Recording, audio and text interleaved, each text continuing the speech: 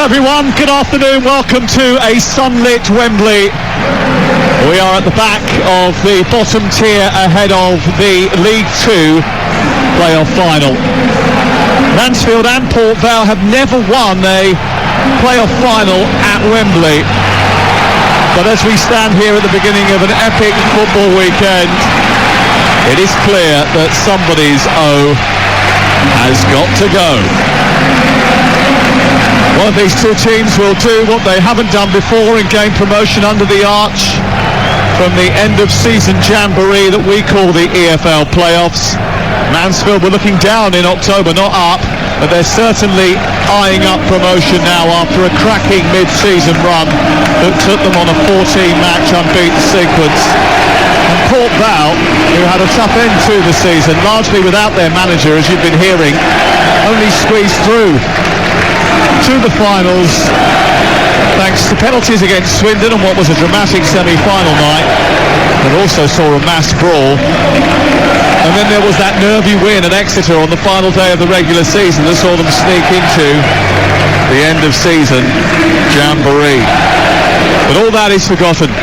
Both have been tipped for promotion before, and now it is time to deliver. Here are the two teams starting off with Mansfield. They start with Nathan Bishop in goal. A back four of Elliot Hewitt, Ollie Hawkins, James Perch and Stephen McLaughlin. In midfield, John Joe O'Toole, captain. He is very popular amongst whatever club he ends up turning out for, but he's integral to Mansfield's success. In front of him, Longstaff and Quinn Murphy behind the two strikers of Rhys Oates, the 27-year-old, 6'1" forward, and Jordan Bowery, who grew up idolising Thierry Henry and desperately now wants to get through to League 1. Port Vale have got Aidan Stone in goal, a back three of James Gibbons, Nathan Smith and Connor Hall. David Worrell is the right wing back. Tom Pett, Jake Taylor and Marvin Benning make up the quartet in front of the back three, with Garrity operating in behind. James Wilson, who's scored in each of the last three matches. In fact, I think he scored the last 3 goals. Ian Harrott, who's on loan from Huddersfield, signed in January, scored twice in the home game against Mansfield in March, up top. Nigel Clough just ties his laces and gets back to his feet before taking his place in the technical area, and we are ready to go. Mansfield in yellow shirts with blue sleeves and blue shorts, attacking the goal away to our right where the Port Vale fans are housed in the first half. And it's all white for Port Vale with gold letters and numbers and trim, attacking the Mansfield fans away to our left-hand side. Our referee today is Jared Gillett. We do have VAR at Wembley, and Peter Banks will be sitting at Stockley Park. But before we start, the players of Port Vale take the knee as they ask for racial equality and social justice. The Mansfield players stand and applaud the gesture. It is Judgment Weekend. There are 3 massive prizes on offer as the club football season comes to a close, and the only place that you can hear who makes the Premier League, who wins the Champions League and who gains promotion to League 1 is here on the TalkSport network. Chris Sewellamo is with me, a winner at Wembley in the EFL Trophy of 2000. Big pitch, warmish day. How important is it to pace yourself and pick your moments? Yeah, very important. I just feel that you have to go out there and again, earn the right to play the way that you want to, Sam, straight away. You know, that first 15-20 minutes, it's going to be 100 miles an hour, but then when you get your foothold in the game, that's when you control it, you use the ball well, you know, you take your breathers when you can, but you have to go out there and earn the right to do that. And Longstaff just wiring into a challenge inside the first few seconds of the game here at Wembley. It's 0-0 between Mansfield and Port Vale. The Champions League final on there a little bit later on, and already on TalkSport. They're broadcasting live from Liverpool, building up to a huge evening's football. Port Vale have the ball deep down the left-hand side. Now Benning throws it into the middle. Jake Taylor picks it up, travels back towards the halfway line, just short of that, releases the ball into the feet of Nathan Smith, who guides it all the way back to his goalkeeper Aidan Stone. making his 26th appearance of the season, was a regular from around about January onwards, Aidan Stone. He is a former Mansfield player, and he was signed as one of 2 new goalkeepers in the summer, alongside the Brazilian Lucas Covolan, who hasn't been seen since his sending off, which sort of opened the door for Aidan Stone. He distributes the ball high up the field, looking for Garrity, who can't quite control the header enough to keep Port Vale in possession, and they go all the way back to the goalkeeper, away to our right-hand side. This is only Mansfield's 3rd Wembley final. They also reached the final at the Millennium Stadium in 2003-2004. But this is their first experience of life under the arch since 2011. And something that was very much talked about in the build-up to the game. Quick throw by Benning down the left-hand side, looking for Garrity. Comes back in field. Benning finds Taylor, who's 30 yards from goal, swings the ball into the box. It drops inside the 6-yard area, bounces behind the left-hand upright and goes out for a goal kick away to our left-hand side. Mansfield 0, Port Vale 0. Well, I've got to say, impressed with Garrity already. You know, he's running into space and behind the channel, making the ball stick, keeping possession of the ball. Comes back to Benning as well, and to be fair, Taylor has to be better quality in. But what I have noticed, even though Garrity's going up and challenging, Mansfield aren't winning that ball directly, but Port Vale are picking up the second balls, and that is so important. Well, they played a back 3 for most of the season, Port Vale, but Darryl Clark is quite flexible. There were times earlier in the season when he would switch and change the formation in game several times. And sometimes they like to press high up the field, as you mentioned in the build-up, but it depends on the personnel and the circumstances. Harrat is probably more mobile and likely to do that rather than Proctor, who's only on the bench today. But without Proctor, Garrity certainly has to take on an extra goal-scoring responsibility, something he's been quite happy to do. Here's James Wilson, former Manchester United trainee, getting away down the left-hand side, producing a low cross into the box. It's spooned away to the edge of the area. Jake Taylor picks it up again. On the attack once again, Port Vale down the left with Wilson, who travels up towards the edge of the box, cuts in field, gets it onto his right foot, looking to get a shot away. Pokes it to Taylor, who shoots straight into the body of Wilson. The ball comes out to Benning on this near side. Before he can get there, Longstaff is across, and he clears the ball out for a throw on this near side. But it's a good start by Port Vale.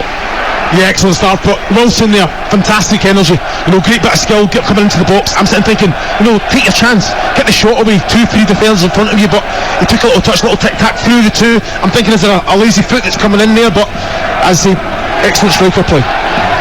O'Toole manages to clear for Mansfield, a brief bit of respite. Chasing it is Rhys Oates as it goes back to the goalkeeper from Nathan Smith, and his press does put pressure on the goalkeeper Aidan Stone, and he kicks clear upfield. But again, it's one in midfield by Port Vale, and again down this left-hand side they look to come forward at pace.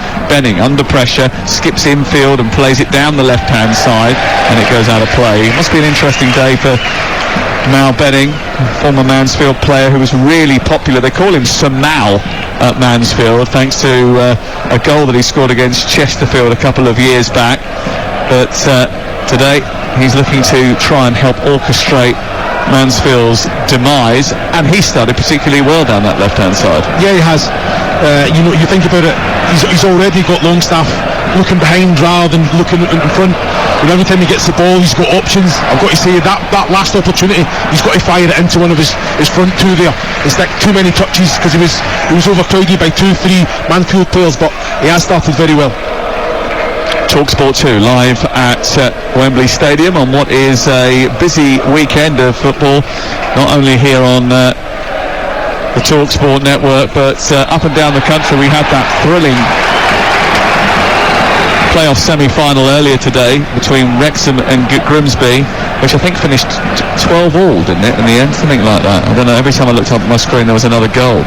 6 minutes gone, you're listening to TalkSport. The Mansfield 0, Port Vale 0, and there was a foul over on the far side. It was perpetrated by David Worrell. And it's wiring in over on that far touchline, and it does look as if there is a little bit of a problem.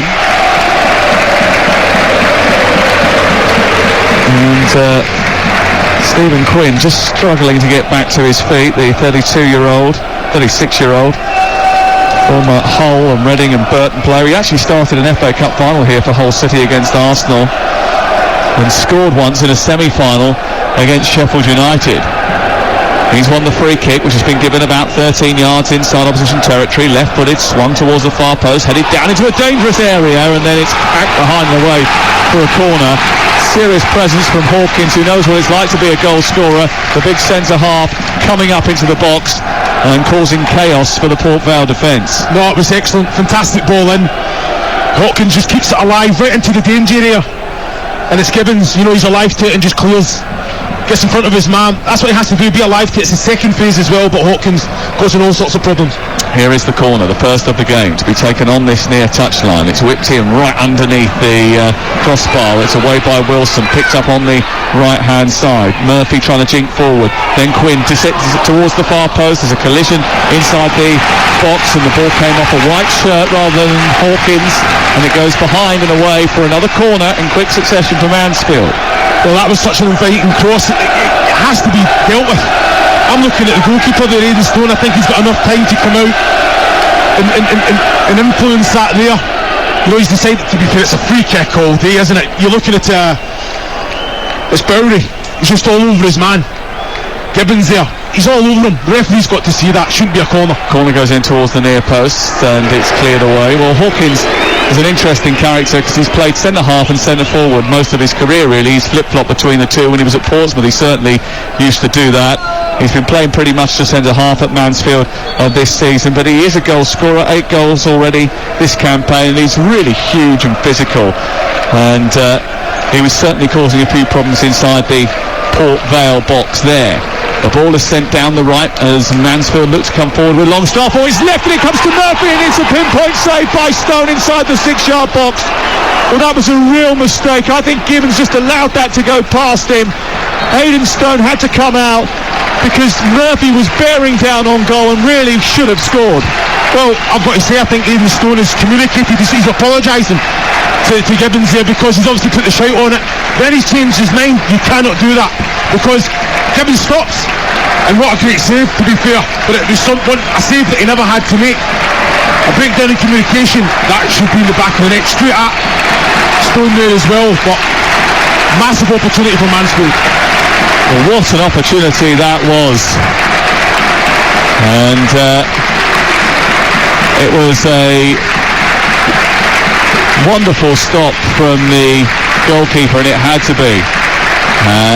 It is the 8th minute of the game, and for reasons which we will not go into, the Port Vale fans are sending a message of support to Darryl Clark, who is emotionally moved by that. I think the Mansfield fans also joined in as well, which was particularly moving.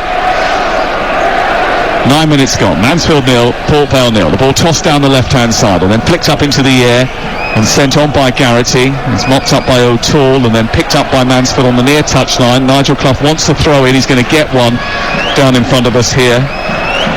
And it goes out for a throw for which Elliot Hewitt will be responsible. But it's a big chance, isn't it, really early in the game for Mansfield, and you don't always get many opportunities in playoff finals like that to take the lead. Yeah, Jimmy Murphy, he's seen it all the way, had the full goal, but he just tried to get power on it rather than just being a little bit kind of savvy with it and putting it back where the goalkeeper came from. Great save from the goalkeeper. It was a goalkeeper error. He communicated to Gibbons, I'm coming to get this, and then for whatever reason changed his mind. Gibbons then allows the ball to bounce. Murphy's onto it, has a full goal.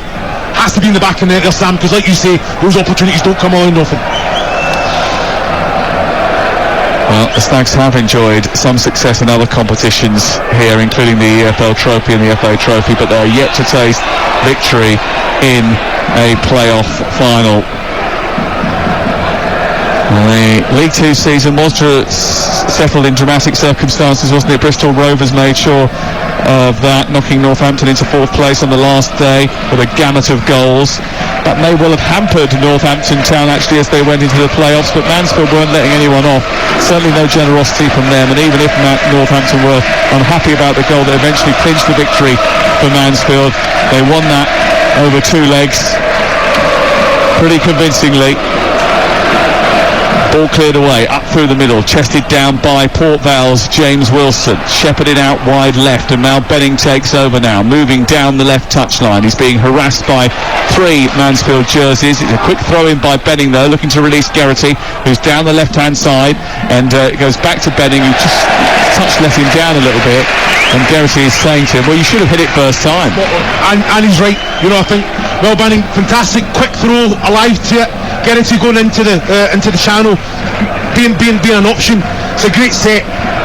Benning does not have to take a touch. As soon as he takes a bad touch, by the way, it allowed the defender to get in. The ball needs to go into the box straight away there, Sam, and Geraghty's got every right to have a go.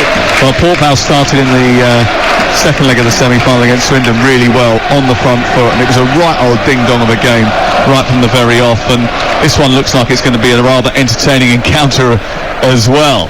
Big chance so far for Mansfield, not taken, stopped by Stone, but it was of his making in the first place. But now there's a chance to break forward, and almost a chance for Harrott to get in behind the defence after a little bit of a mistake amongst Perch and Hawkins. Just communication error. Looks like it was going to sneak through behind them.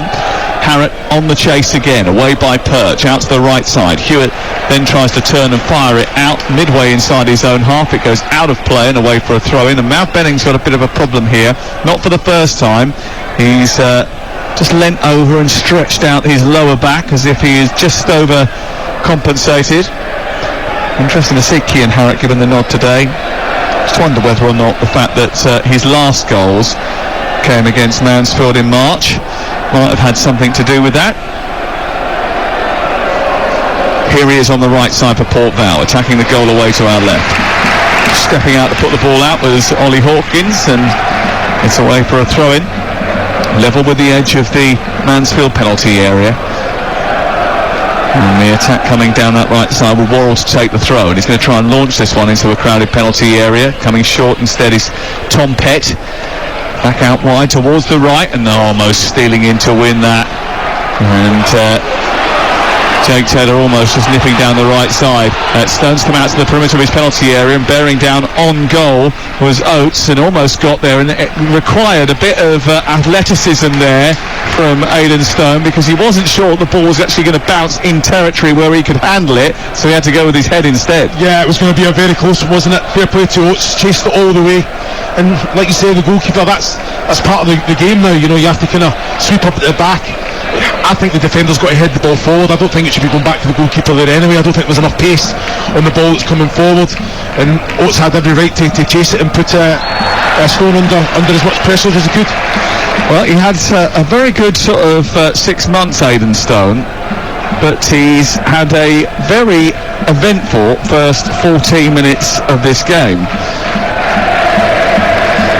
7 clean sheets for Mansfield in 29 appearances a couple of seasons ago, but he's very much the Port Vale goalkeeper now, and he has got a job of keeping them out this afternoon. Quinn starts to move down the left-hand side. McLaughlin takes it on, loves to get forward from the left full-back position. He charges towards the left edge of the area. His low cross isn't good enough, and it's cleared away by Nathan Smith and headed back forward by Ollie Hawkins, and Mansfield come up the pitch again. Hewitt into the centre. Oates trying to turns it round the corner towards the right side and Longstaff. It's not a great ball into Murphy, but it might come through to Bowery on the edge of the D. Tries to poke it through towards the far side, and Quinn doesn't quite reach him, and it's cleared away. And then Harrott is putting the pressure on Perch, who had to get his header right back to his goalkeeper at the other end. One long ball through the centre, and all of a sudden Mansfield was scurrying back towards their own goal. Yeah, well, like you say, it's end-to-end, isn't it? Longstaff did it, was a poor ball, but it gets through to Bowery. I just think he's got to tidy up his play. Good first touch, takes it away from the defender, little one through the leg. Here comes Mansfield once again, and Quinn trying to get on the front foot, looking to take on the full-back. Gets up past Worrell and then up to Gibbons. Eventually the two of them combine to get the ball clear. McLaughlin picks it up, plays it wide left again. Quinn plays it infield. Jamie Murphy gets hold of it now, turns it out towards this near side, the right. Hewitt is joining the attack for Mansfield. He goes on the outside of Mal Benning, produces a lovely cross into the box. There's no one there to get on the end of it. It's just behind Bowery, and it's cleared away. Wilson comes short, wins it for Port Vale. The counter-attack is on now. Geraghty is leading it. Harrott's got to stay onside. He just bent his run at the last minute, and then the offside flag does go up because he went a little bit early, and they delayed that. And Mansfield will score. It's 2-1 to Mansfield. 2 minutes to go. Mansfield 2, Mansfield 0. Mansfield 2, Mansfield 0. past Garrity, who was just waiting for Harrett to get back on side. Didn't quite happen. They ended up pushing the ball into his path and the flag went up on the far side. But again, that was a brilliant cross at the other end for Mansfield, delivered into the box by Hewitt, which no one could convert. Well, there's three bodies in the box. I think Hewitt, he takes it away from the 18-yard box, and it's like he had to get his foot right round it, but he dug it out. Excellent cross in. Someone's got to go there and go and compete for it. You can't say it's a bad ball. And then obviously the break there, I think Garrity has got to put Harrett in a lot earlier than what he was. He's waiting for it, he's pointing where he wants it to go, that he's in an offside position, and then he has to kind of hold his run. He's offside. Garrity's got to put that in a lot earlier. Garrity, who is 25 years of age. 2 years ago he was playing for Warrington Town. He scored a load of goals for Warrington Town, was taken to Blackpool, went on to Oldham and then signed for Vale in the summer. He I think had a great chance of being crowned the Port Vale Player of the Year. They rate him incredibly highly, and he certainly in the early part of this game looked very lively indeed. The ball is up towards him now and he rises, but the header away by Hawkins is met in midfield. Jake Taylor picks it up now for Port Vale. They're in the midpoint of the Mansfield half, delivered by Benning into the box, half cleared by O'Toole. Benning's got it back again, his foot was high, the referee's allowed play on, the referee's then got in the way, and the ball's going to be won there by Jake Taylor. It's played against the referee Jared Gillett. He has to stop the game in that circumstance, and will place the ball in a non-contacted drop ball situation, and we play on, and Taylor immediately switches the play towards the right hand side. Worrell is there delivering a ball in towards the near post, but it's just too far in front of Harrett, too close to Hawkins, who mops it up inside the 6-yard area and clears it away. Quick thinking. Excellent move. Jake Taylor, quick free kick. Worrell, fantastic run onside, looking at it, and then the touch in itself was excellent from Worrell. Second touch, firing it across. I'm just disappointed there's not someone getting across the front of the defender. Defender reads it well. All he can do is take a position. Worrell fires it across. A player's got to get across the front. I think John Joe O'Toole was expecting to get penalised with a foul there on Harrett. He seemed to bump in to him from behind. The referee allowed play on, and we continue here. 0-0 the score, 18 minutes gone on TalkSport 2. We're live at Wembley Stadium. Remember, later on tonight we've got live commentary of the Champions League. Mistake by O'Toole, given away to Garrity, played out on the left hand side. Garrity's going to get it back again. He sets up, Harrett hits the inside of the post and comes back out again. It's back into the 6-yard box. Harrett tries to shoot on the turn. He's blocked by Hawkins. The ball goes out on this near side and it's cleared away by Mansfield. But the first real shot in anger in this game came from the boots of Cian Harrett, who smacked the inside of the post and had every one of the Mansfield persuasion sweating. Great little set, isn't it? Harrett comes onto it, and you know what, he does it, there's a lot he brought. What a fantastic strike. There's no backlift at all there, Sam. He's come onto it, it's like he just places it with the instep of his foot. The ball's moving all the time. Keeper has no chance whatsoever. Off the inside of the post, could have went anywhere, comes back out. Darryl Clark was already in celebration mode 3 steps into it when he realised it was coming out off the post and away to safety for Mansfield. 0-0. So both of them have had a decent chance so far in the game, but that's the best one that's been constructed by Port Vale, and once again Garrity having a massive influence. Wilson, good ball out towards the near side, finds Benning, who canters up towards the edge of the area. His left-footed shot comes through and it's headed in by Harrett this time, inside the 6-yard box, diving onto a deflected cross by Benning and nodding it past the goalkeeper Bishop to give Port Vale the lead. Just 2 minutes after hitting the inside of the post, Port Vale had the advantage in the game. Cian Harrett hasn't scored since March. His last 2 goals came against Mansfield, and he's found the net against them again. It's Mansfield 0, Port Vale 1. Well, it's fantastic goal, isn't it? Well, Mal Benning causing all sorts of problems down this left-hand side. I'm sitting thinking he's just going to dink it in, he's just going to clip it in. He takes a shot on, a little deflection. Cian Harrett doesn't care though, he's alive to it, comes from fantastic header. Back where it came from, keeper has no chance whatsoever. We go back to the decision Darryl Clark has to make about starting in the game. All comes down down to it, isn't it? These moments, he's not stood still for how long, Sam? But he's there alive to it. Excellent little strike off the post. Alive to always asking questions in behind. A little bit fortunate with the deflection of the bending cross. What a header that is. And now Darryl Clark and Andy Crosby can celebrate. They can celebrate Port Vale taking the lead.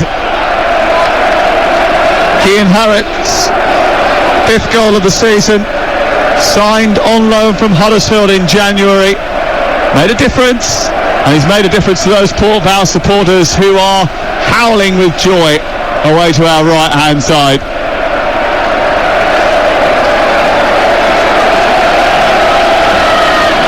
And on the balance of what we've seen so far in the opening 21 minutes, Chris, actually Port Vale probably deserve to be in the lead. And they're on the attack again. Worrell down the right, looking to find Harrett once again. Speeding into position, turning back on the edge of the 18-yard box. Plays it to Gibbons. Gibbons back down the right, joins the attack, gets into the box. Right-footed drive from the angle of the 6-yard box, and it's over the top of the crossbar. If he'd centred that, Wilson was waiting at the back post to have a simple tap-in. Yeah, well, it's great running, isn't it? Great running. Gibbons gets the ball in the box here. I don't know why he's taking the shot on. You know, it's went to his head there. There's 3 bodies in the box. Fire it across. Put the defender in all sorts of difficulties there. It's great link-up play as well. Great energy moving forward. But it was impossible, the angle. The defender had completely blocked out the goal. You've just got to cut it back to the penalty spot there, Sam. Yeah. James Gibbons, a local lad who came through the academy at Vale, started as an 11-year-old, was in the academy the last time they got promoted. He's not a typical centre-back really. He's usually a right-back or a right wing-back, but he's been asked to play this role by Darryl Clark, and actually, you know, one of the features of Port Vale and the way they play is allowing those centre-backs to get up and join in.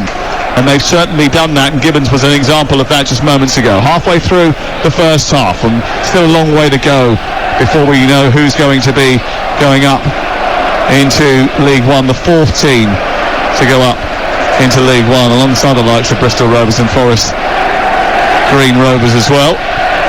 Here is Harrett just inside the centre circle, bringing the ball down. There was a chance to get it forward quickly. They've done that now, and Worrell is cantering forward over on the far side. He gets into a crossing position. Wilson peels off. It goes towards the back post. Garrity's coming in there, loops a header, hits the crossbar. Wilson's there. It's 2-0. Darryl Clark runs down the touchline to celebrate with his supporters. James Wilson runs over to the corner flag, knowing that he's got a crucial goal, and Port Vale's 5-year absence from League 1 looks like it's coming to an end. Only 24 minutes have been played, but they've bossed this playoff final, and they lead by 2-0. The first effort hits the crossbar from Garrity from a right wing cross from Worrell. He comes back off the bar, and there with a poacher's finish was James Wilson to score his 15th goal of the season. What an excellent goal. You know, I think Worrell down that right hand side, great energy, couple of touches, what a ball, and Garrity does everything right. Just feels that there's pace on the ball. Bishop's already committed himself to the near post. He just feels it into the back area of the goal, comes off the crossbar, and Wilson's alive to it, isn't he? Just make sure he hits the roof of the net with a powerful header. But from start to finish, the big switch to Worrell out to the right hand side, excellent, great energy, and then quality of the cross from Worrell, picking out bodies that have broke their neck to get into the box. Garrity done everything right in my opinion. Took the goalkeeper out, defenders out. Unlucky it never just dipped under the crossbar, but Wilson alive to it like all good strikers. 2-0, and it's a long way back from here for Mansfield Town. No one in the Mansfield or Port Vale ranks were threatening the top goal scorers board in League 2 this season. No one was catching the likes of Dom Telford or Matt Stevens. But James Wilson is enjoying the best scoring season of his career. It is the most amount of games that he's played consecutively, and he has taken his chances, and he's put Port Vale into a great position. But Mansfield at the other end trying to drag themselves back into the game. There was an injury inside the box, which the referee is going to halt proceedings for, and it looks as if there's an issue. Is it Hall who's gone down inside the penalty area? He just got a whack in the back of the head, I think. and it's going to be just a momentary pause and a chance for some of the players to come over and get some fluids. It's the perfect start for Darrell Clarke and his team, and you do wonder how Nigel Clough manages to turn it round from here. Listen, they've come back from almost fighting against relegation to fight for promotion, so they know what a thing or two about a comeback, but this is a very difficult situation to react to. Yeah, it is. You've got to think about it now that the players have to get back into the match. They take necessary risks to do that, but in doing that they leave themselves a little bit open at the back, and Port Vale have already showed that they can capitalise on that. But he's experienced manager. The games he's been here, done that, hasn't he? The players now have that little bit of imagination, that little bit of quality in the attacking third. It's not been bad. Some good crosses coming in from wide areas. It just is that final touch, that body breaking the neck to get in the box, that bit of quality in front of goal. Ask the goalkeeper the question, and at the minute that's where they're falling a little bit short. Still treatment continues away to our right for Connor Hall. You mentioned about the goal scoring. No one actually scored more goals at home this season than Mansfield Town, but away from the One Call Insurance Stadium they scored less than Harrogate, who finished in 19th position. You're listening to Mansfield 0, Port Vale 2 in the EFL League 2 Play-off final, live on TalkSport 2 with McDonald's Fun Football. Search McDonald's Fun Football to find out more. And it is a huge sporting weekend with Champions League final about to come on your radio this evening. Liverpool against Real Madrid. Over on TalkSport in the Challenge Cup final. After 56 minutes, it's Huddersfield 10, Wigan 2. That game's taking place at Tottenham Hotspur, I believe, today. And I bumped into a few Huddersfield giants on the way down here today. I'm in qualifying for the Monaco Grand Prix, which Laura Woods is at, by the way. Yeah, I saw her. She was on a yacht, a helicopter and a jet in the last 24 hours. Yeah, not a bad Instagram story, let me tell you. Charles Leclerc is on pole with Carlos Sainz in second and Max Verstappen in third. Wilson tries to suck it round the corner. Garris is in an offside position, leaves it for Worrell, who shoots, comes off the goalkeeper and goes behind, but the offside flag eventually came up, and it is going to be a free kick on the edge of the box as we get back underway in the playoff final. Mansfield 0, Port Vale 2. Well, it's great quality again, isn't it? All linking up. Wilson, Garrity, I have to say, if he's not in the offside position, or if he doesn't touch the ball's going straight through to Bishop anyway. But it's very, very tight. Sets it to Worrell, who's breaking his neck to, like you say, the energy that he's showing up and down, and then he actually pulls the save off of Bishop in the end. But fantastic play, just linking up Wilson and Garrity. But it's very evident that the relationship is there between both. Well, it's interesting that you mentioned David Worrell as well. He's had a really good Football League career. It's his 5th year at Port Vale. He's actually probably more of a winger, a right-sided midfielder than he is a right wing-back, but he's been asked to play this role. He's almost sacrificed himself because he doesn't get anywhere near the number of assists and goals that he used to get, but he does a brilliant job for the team, and it certainly worked so far today. Here come Mansfield at the other end. Long, raking ball forward, looking for Bowery. Bowery, who can't get it under control, sets it back to the edge of the penalty area. It's cleared away by Port Vale, and out for a throw-in, level with the edge of the box that Port Vale are defending and Mansfield are attacking. And across comes Elliot Hewitt to take this throw-in. He takes 7-step run up towards the touchline, and then he'll toss the ball in high and long, looking for Hawkins. It's away by Smith and out towards the near side. Hewitt will deliver it again. It's another half-decent delivery by him. Worrell's at the back post to glance it away. Still not entirely clear. Mansfield come forward with McLaughlin and then out towards the left, and Quinn tries to slalom his way to the edge of the penalty area. I don't know what's happened there, but something off the ball must have happened because the referee has stopped it, and he's not happy with Hawkins, and as a result of that a yellow card is coming out. Let's get down to the touchline because with us today one of our great EFL reporters, Ian Abrahams, is here. Thanks very much. By the way, I can't believe what I'm seeing here from Port Vale, because it's a completely different Port Vale side to the one I saw on the final day of the season at Exeter, when I was actually joking with their assistant manager, Dean Whitehead. Remember, he was involved in that snore fest of a playoff final for Huddersfield against Reading, and it ended 0-0. So today he's obviously brought out the A game for Port Vale. Well, it's interesting that you mentioned that, because Huddersfield obviously are in the playoff final tomorrow, Championship playoff final, which I'm going to be commentating on. Looking forward to that game against Nottingham Forest. I do hope it's not as bad. Nothing can be as bad as that game, that Reading Huddersfield game. It's the worst football match I've ever seen. whatever you do, do not go on YouTube and look at it. It is 2 hours of your life you will never ever get back. Something I just noticed from that long throw from Mansfield there in the attacking third, it's Aidan Stone comes out and tries to claim it. He's nowhere near it. He just has to make sure that he's switched on. He doesn't have to make the difference. Smith got the header. If you're a goalkeeper and you make that decision, as a defender you're expecting to get completely cleaned out by the goalkeeper coming through, everyone behind. You get nowhere near. All it takes is a little flick in and he's already overcommitted himself there. Yeah, Ollie Hawkins just got drawn into something as well, didn't he? Which meant that he got a yellow card there. And Mansfield have got a little bit of a habit, as Wilson tries a shot from 30 yards, which goes over the top of the crossbar. Mansfield have got a habit of picking up 1 or 2 red cards. I think they've had 7 over the course of the season, which is too many. Yeah, far too many, but it's so important that the discipline, concentration, you can't lose a man today. No. And you mentioned Aidan Stone. Right now, Port Vale 2-0 up. He's the Port Vale goalkeeper. He doesn't need to do anything silly. Just be solid, unspectacular, keep things simple, and everything's going to be okay. 100%. If in doubt, you just stay on your line. You make sure you do not try and do the extra thing, come out and punch it, because he was nowhere near Sam. Good start by Port Vale. 30 minutes in, they lead by 2-0. Hawkins has the ball for Mansfield, short of the halfway line. Infield it goes to Longstaff, and then back towards Hawkins once again. Collected on the far side by McLaughlin, who we usually see rampaging down that left touchline. We haven't seen too much of him going forward so far in this game. O'Toole being harassed by Garrity. Harrott puts the pressure on Perch. Hawkins now engaged by Wilson, and they're hunting in packs Port Vale, which is just making Mansfield hesitate. They go long down the left. McLaughlin looking for the run of Jamie Murphy. Murphy towards the edge of the box, plays it behind the striker.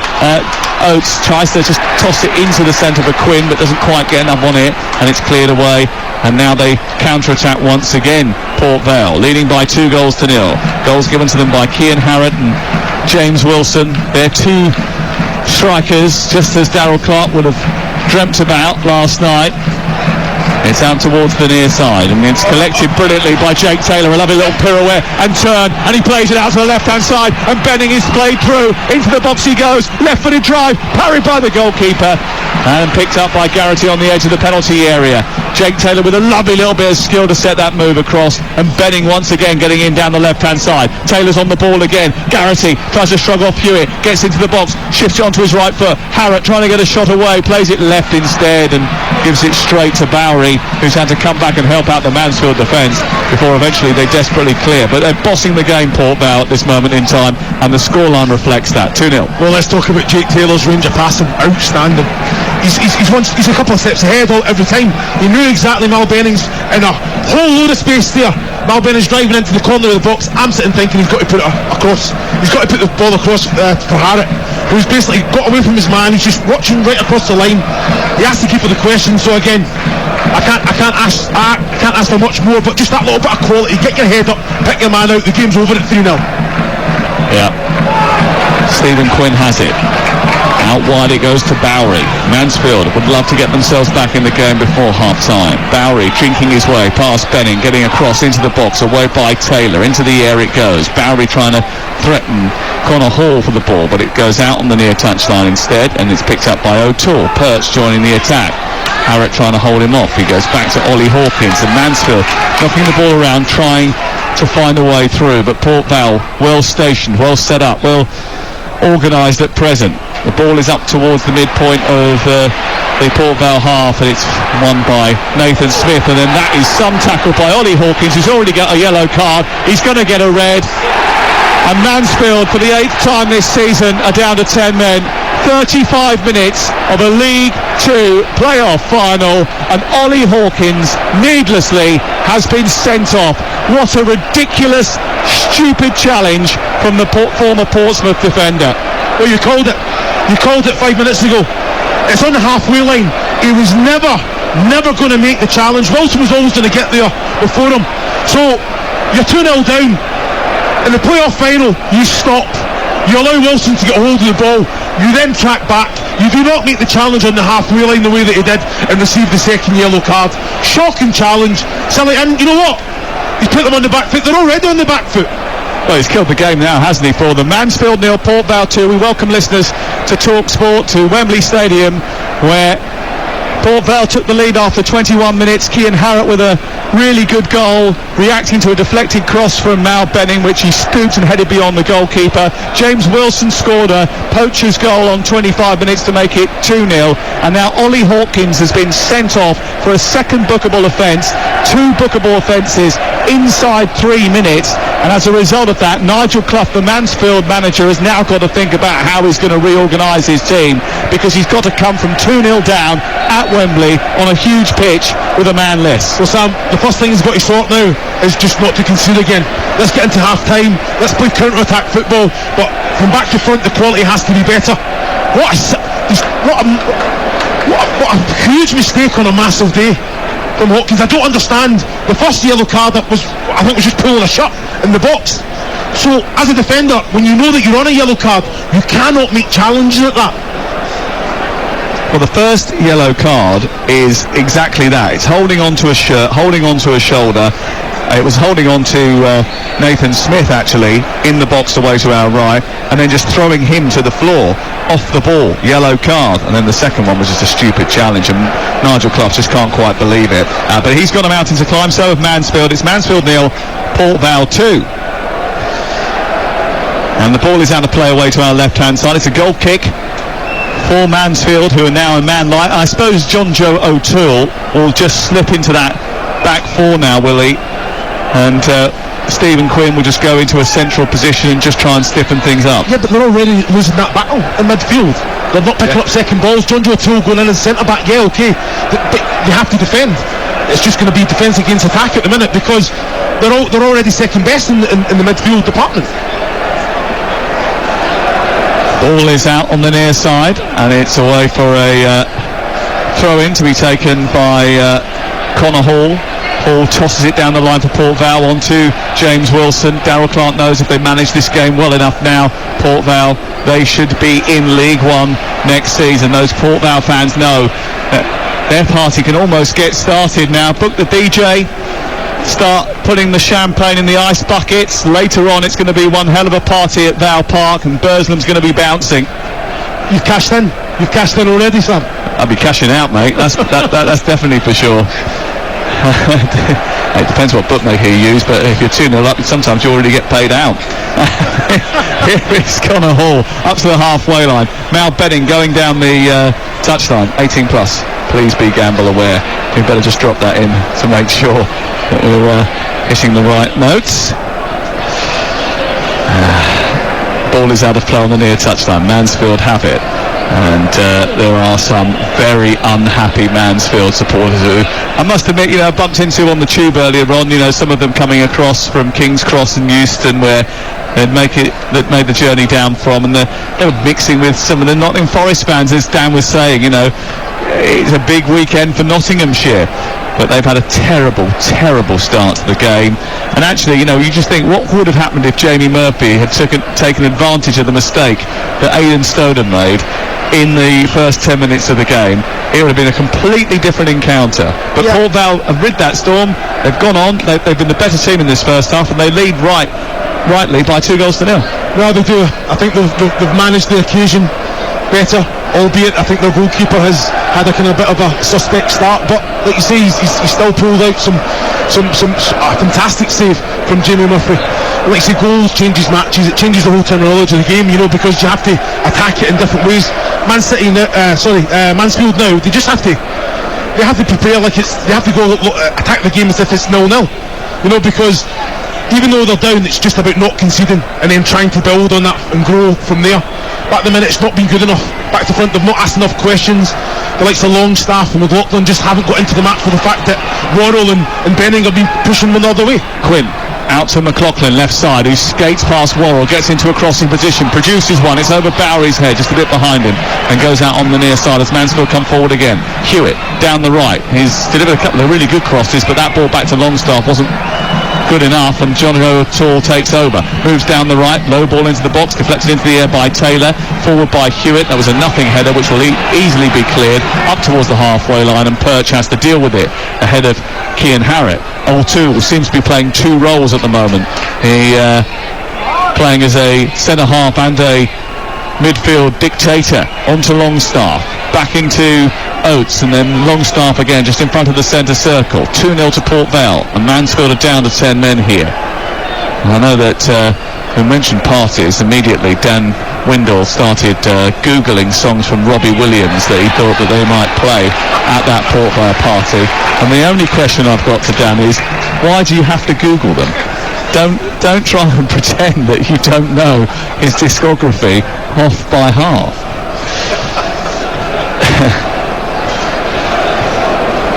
Dear, oh dear.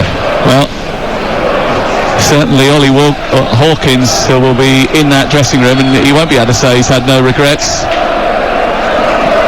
Cross in from the left-hand side from the free kick, missed by Stone and then cleared off the line. Did he go over the line? Well, Oates thinks he scored. Stone's made a huge mistake again, and once again Port Vale have had a massive let-off. Well, it's very close, isn't it? But for the fact, surely the watch would have started buzzing. Yeah, goal line technology is in operation here today, and the GDS system did not go off, so it cannot have crossed the line. But that is a mighty let-off at a crucial time for Port Vale. Again, Stone, you know, it's a nothing ball. It's what goalkeepers do. You know, he should just come out and claim that, no problem at all. He's just, like you say, a massive let-off. And down the left they come again with McLaughlin, who takes the ball down into the Port Vale penalty area. A low cross into the box, steered away by Smith and out towards the far side. Connor Hall was the hero who cleared the ball off the line after Stone had made the mistake. But I mean, what on earth was he doing with the initial shot? He just seemed to spill it, didn't he? Yeah, like you say, it's normal for a keeper just to come out and claim that, no issues whatsoever. But for whatever reason, I'm looking at it now, it's just a bounce in front of him.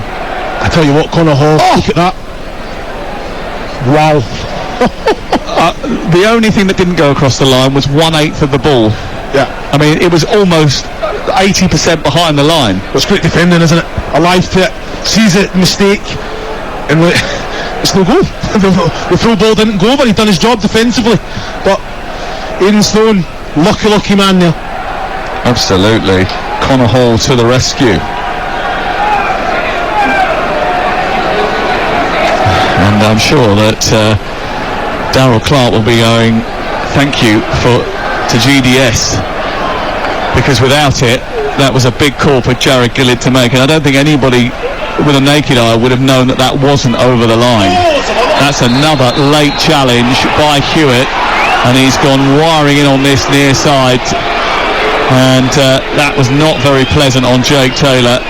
Well, he's lucky that's just a yellow, Sam. I'll be honest with you, waiting to see this on the monitor, but he's came in high, and that's a sore one as well. What's he doing? Well, the ball comes up into the air, and with his right foot, he goes right the way under the ball. He completely misses the ball, and his foot goes right up inside the thigh of Jake Taylor, who got there first. It's a free kick, and it is a yellow card. I don't think that VAR are looking at it for anything more than that. I think it's a genuine attempt to go and get the ball, but he was miles off, wasn't he? Oh, I'm in pain. You're in pain. Poor old Jake Taylor's going to be in pain for a little while, I think. And he is very uncomfortable on the floor down in front of us. That was that is a sore one. And anybody who has had a kick in that area will tell you that it takes a little while to get over that. Yeah, we don't need the spider cam to get in that close to find out what the problem is. We're well aware of it.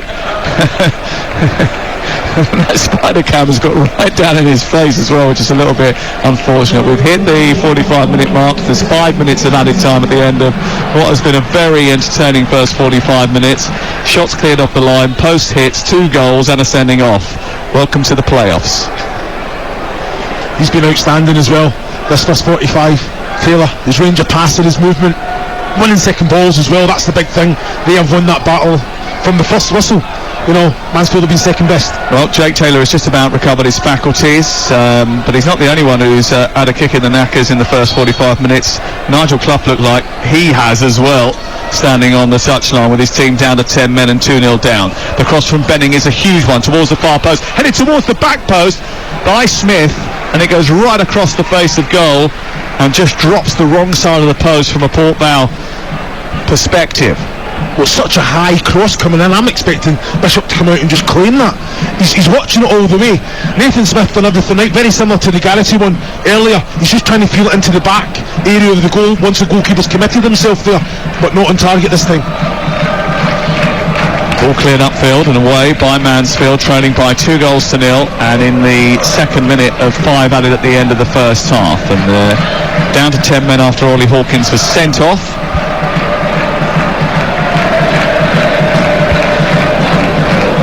And now having to come up with a way of trying to get back into this game. Not an easy thing to do at the best of times when you're 2-0 down. A lot harder when you're a man light on a pitch like this, at a time of the season like this. Ball thrown down the line by Mal Benning of Port Vale, in white today, and attacking the goal away to our left, and boy have they attacked it. Headed up by Wilson and then brought down by McLaughlin, the left fullback for Mansfield, who gets it back to his goalkeeper, and that's a brilliant touch by Gibbons, who brings it out of the sky for Port Vale on the halfway line, and intercepts that long ball forward by Bishop and takes it down the touchline. Worrell keeps it in onto Wilson, who holds it up, poked out by Perch, and it's out for a thrown over on the far side. And that front battalion of Port Vale in this first half have done very, very well. When you look at the front three, the two wing backs that have got up in support as well, they've all done their jobs superbly. No, they have.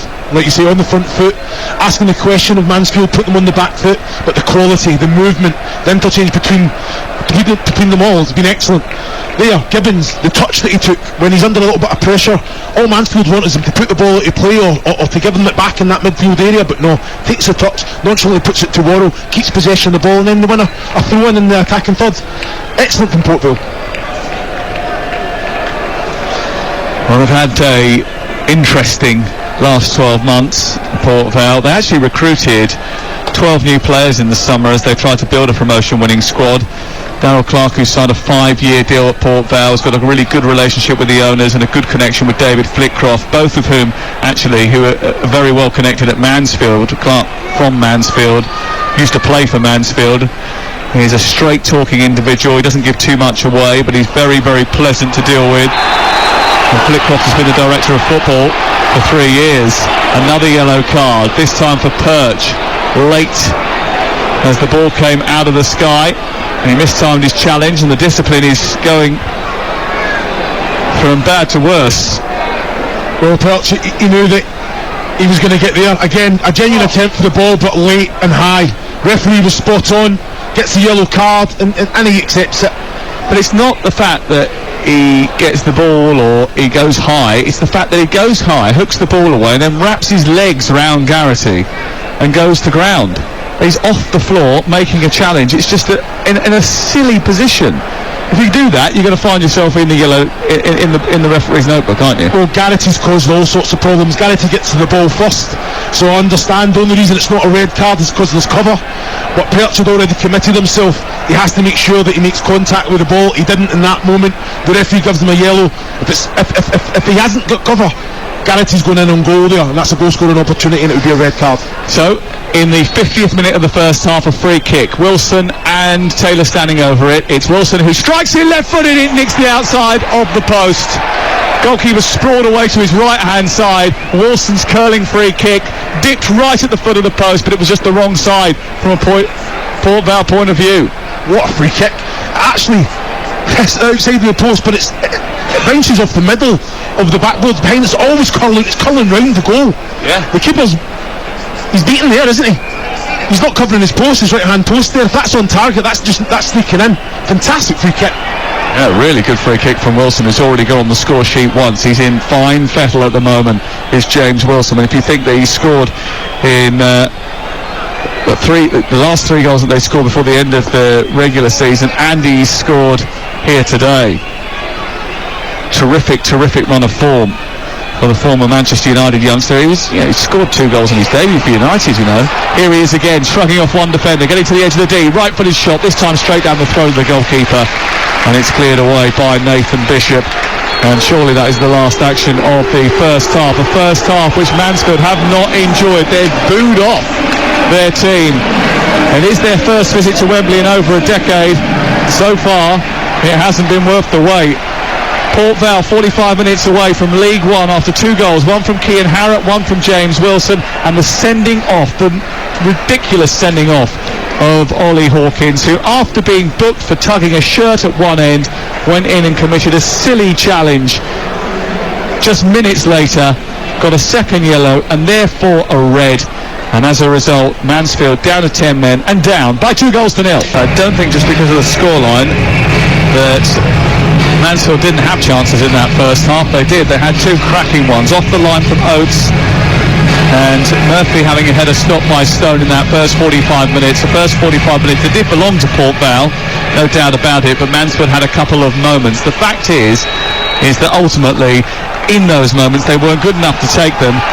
TalkSport brings you live commentary of the second half now, where we are 45 minutes away from a victory which could seal Port Vale go through to the 3rd tier of English football for the first time in a while, and boy, are they going to relish it. Mansfield fans hoping upon hope that a miracle can happen, and boy do they need one now, because visiting Wembley, it might be a first for many of the Mansfield players, but for their manager Nigel Clough, well, he's played at the old stadium several times, and he's also managed here as well as the boss of Sheffield United. The problem is whereas a player he lifted cups, he's never won as a gaffer, and it's going to be some task Chris Wellermo if he's going to win now.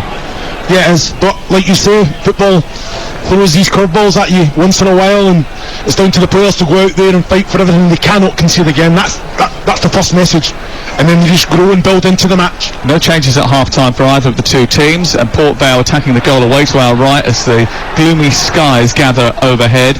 White shirts, white socks, white shorts, and they've got gold numbers on, and it's Mansfield in yellow shirts with blue sleeves and blue shorts attacking the goal away to our left. Chris? Well, already you look at Resorts, he was so isolated there because it's on Bowery to go back and try and fill in that little gap. Obviously O'Toole's went back into defence and Bowery's going to step into midfield, but it's so important that the quality from back to front to Resorts there has to be better.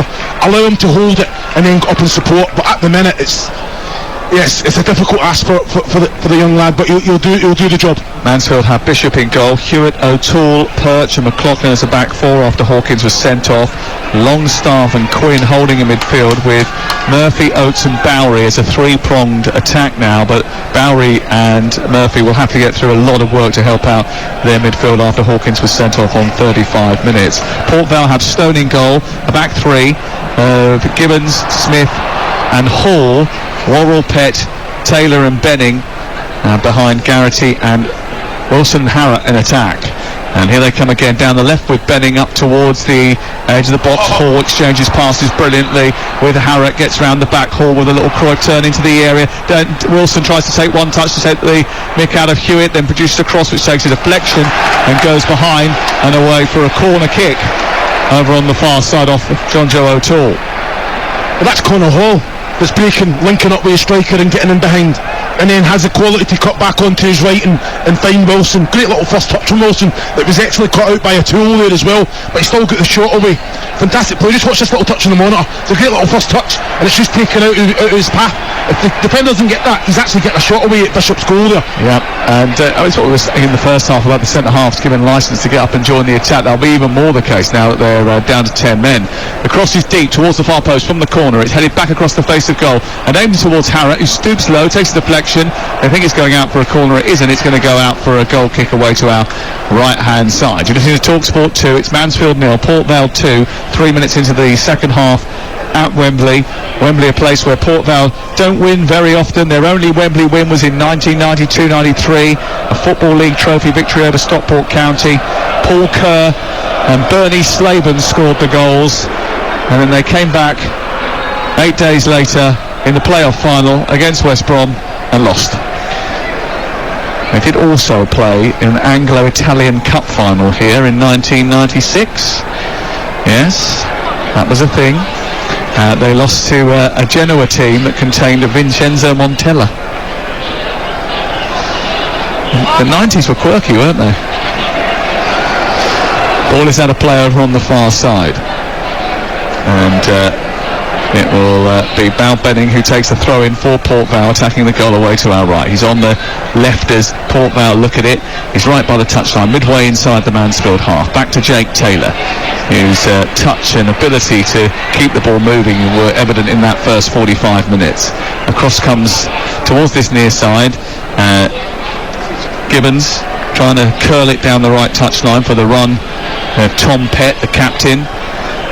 Bounces off the defender and goes out for a throw in front of the two dugouts, and Nigel Clough looks particularly stern. He told a story this week about the cup finals that he played and won here, the League Cup finals, the 1989 League Cup final. He scored 2 goals in for Nottingham Forest as they beat Luton. He also played the following year when Forest won it again against Oldham Athletic.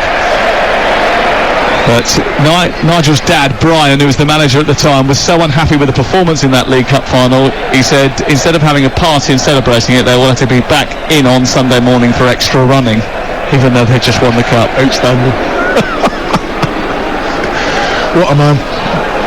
I wonder whether or not he'll want to get Mansfield back in tomorrow morning after this. Throwing on the far side. Benning's going to take this. It looks like it's going to be a long throw. He does indeed sort of run up to do that before tossing it short to Taylor, who is really quickly engaged in midfield, and the ball goes straight out of play again. Now I think this will be a longer torpedo from Benning, halfway inside Mansfield territory. He runs up to the line, then stops, then goes back again, then runs up to the line and tosses it long and high into the box.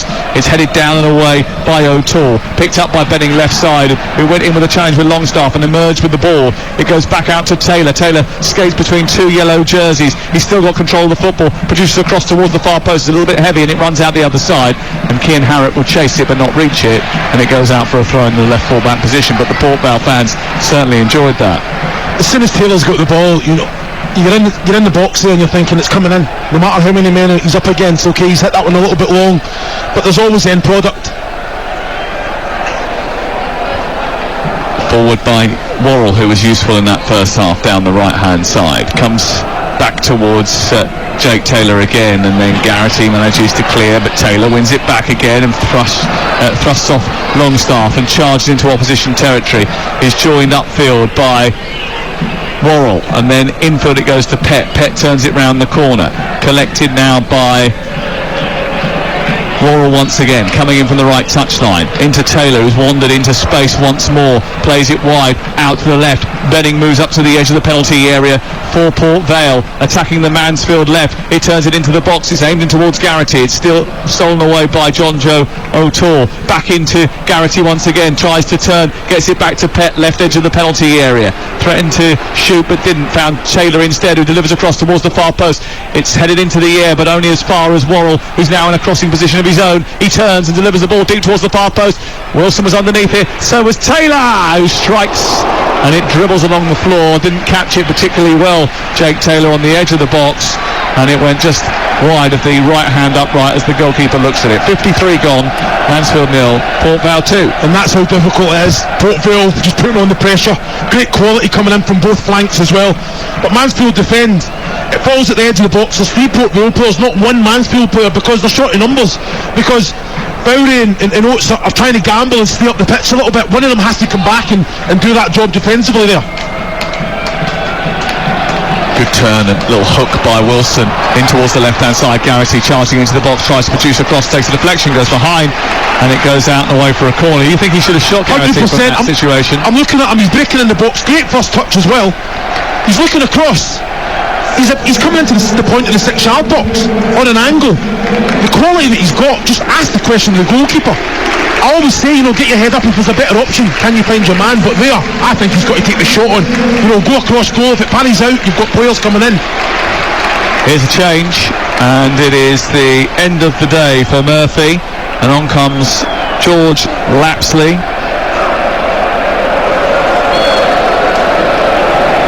Here is the corner in towards the near post. Garrity was rising again. It was a good intervention from Birch to get it away. Picked up on the left side, swept in by Worrell. Comes out on the edge of the penalty area. Kept alive by Smith, who goes down the right side, produced a cross. It takes a little deflection and goes straight into the arms of the goalkeeper, Nathan Bishop, and it's cleared away by Mansfield Town, who trail here by 2-0 after 54 minutes. 53% of the ball has actually belonged to Mansfield, which is almost unbelievable, really. And 47% of it has been with Port Vale. But so far, it is Port Vale who have been camped in opposition territory in this second half. There's 15 shots on goal. I mean, you're showing me a completely different statistic, which says 71% possession for it's just a second Port half. Vale. So second half only, yeah, second half only. What is it? 79 to 21. Ridiculous, and that's the game that we're witnessing at the minute, isn't it? Absolutely. I mean, it shows you without a doubt just how dominant Port Vale have been, especially in the second half, where they've just been camped inside opposition territory. We've only played 10 minutes of it. Here's Steve McLaughlin though, trying to charge forward for Mansfield. Watched by Worrell, good tracking and tackle by him. Slides in from the side, midway inside his own half, and plays it upfield. It's sent long and hard down the right side, and Gibbons is being chased by Lapsley. And he's going to get there first, Gibbons, and turns it infield for Port Vale, and Harrott now takes over, edge of the box, across comes Longstaff, snuffs out the attack, and should get it clear for Mansfield, who trail by 2-0. And Nigel Clough did have to do something, make a little change, but Lapsley coming into play in that midfield area where they've had so much of the ball, replacing Murphy. It just means that they are a little bit narrower. It's so difficult because Mansfield there, they were on the break, but you've got the likes of Worrell breaking his neck to get back, makes a challenge. Then you've got Gibbons, who's like the right centre-back, right wing-back, that's breaking his neck and asking that question in behind. Reece Roach, look at his body language now, because there's no great quality. He's not getting any touches of the ball whatsoever. He just has to make sure that he keeps doing the right things. Hewitt. Infield to Maddie Longstaff. On it goes. Up towards Oates. Doesn't quite get hold of the ball once again. Has to forage back and try and get hold of it. Garrity wants it. It's played out wide towards the right-hand side, and it's a good ball in by Worrell into Harrott, who holds it up, but then is tussled with by John Joe O'Toole and robbed of possession. Up to the halfway line. Mansfield bring it on. Port Vale know they don't have to do too much to make sure this game is safe. Make sure that promotion is secure. Don't concede a goal. Don't give them any chances, and you will be in the third tier of English football once again. Well, you're spot on there, Sam. You're looking at Gibbons there, right? Port Vale in good possession of the ball. He fires the ball into, I think it was Garrity, in the middle of the pitch. They're not committing players forward, Bill, because Mansfield took the ball off of Garrity. As soon as they get the head up, there's 7 white shots in front of them. So they're 2-0 up. They're not going to try and score the second goal unless it's great possession, great build-up play. Well, Mansfield, a club run by John and Carolyn Radford. I'm sure you've probably seen them. And they're a club that only got back into the EFL in 2013, but they're well supported, and their supporters now very much making themselves felt away to our left-hand side. They are trying to keep the noise level and the optimism up, despite the predicament that they have found themselves in. A player down since the 35th minute of the game. Taylor crunched by Quinn in the middle of the park, up towards Oates, who holds on to it well this time. Lapsley takes over. They're on the left side of the Port Vale half. Mansfield in possession of the ball, and again Longstaff sweeps it to the right, but actually there's a ball up to Bowery, who's hardly really got into the game. It didn't go that way. He's now got it. He sends it back towards Elliot Hewitt, far side. Quinn forward in towards Oates. Bowery's gone on one down the right side. It's helped out wide in towards Hewitt. Hewitt produces a ball short to Bowery. Bowery looks up, tries to cross it. Deflection, takes it away from the edge of the box, but McLaughlin is there trying to get it onto his right foot for a shot. He hits Tom Pett in the middle of the chest, and it goes out towards the far side, and eventually it breaks down again. Bowery trying to hold it up, being harassed by Benning, and all the way back to the halfway line, and then all the way back to the goalkeeper. It's good work by Port Vale. Yeah, but it's easy for them, Sam. You know, that first touch from Mansfield, it's always back. They're slowing down too many touches. They had the opportunity there, Longstaff to find it into Oates, but it doesn't go into Oates. It goes across field. It allows Port Vale to set up and just say, you know what, we're in our positions. You've got to break us down. Longstaff, visible from anywhere with his flame hair, takes the ball wide towards the left. It's picked on by McLaughlin, who plays it against David Worrell, and now a corner for Mansfield, a team that haven't had too much joy so far in this second half. Their third corner of the game, and they need to make it count. They have to. Like you say, excellent play, individual play as well. It was from McLaughlin just getting up into that area, winning the corner. They have to make these moments count. Stephen Quinn to deliver the ball into the box. Oates in the 6-yard box. McLaughlin's in there as well. So is Bowery and O'Toole. Lapsley comes short.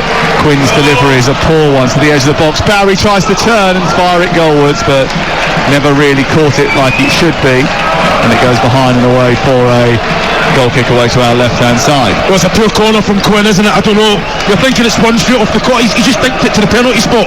It got cut out. There was no pace on the cross whatsoever. I've got to say Bowery there. In the D, Swivels get the shot away. But like you said, Stone never looked like he was troubled there whatsoever. I thought it was a little bit closer than that, but he didn't scramble at all.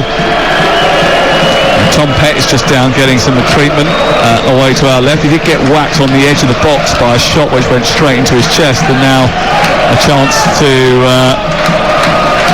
take a bit of fluid on board from the Port Vale Mansfield ranks. Carol and Kevin Shanahan are the owners of Port Vale. They bought the club from Norman's Merthwaite. They are a very popular duo. The club was struggling when they took over. Carol and Kevin did loads of stuff with the community before they bought it. They've continued to do that.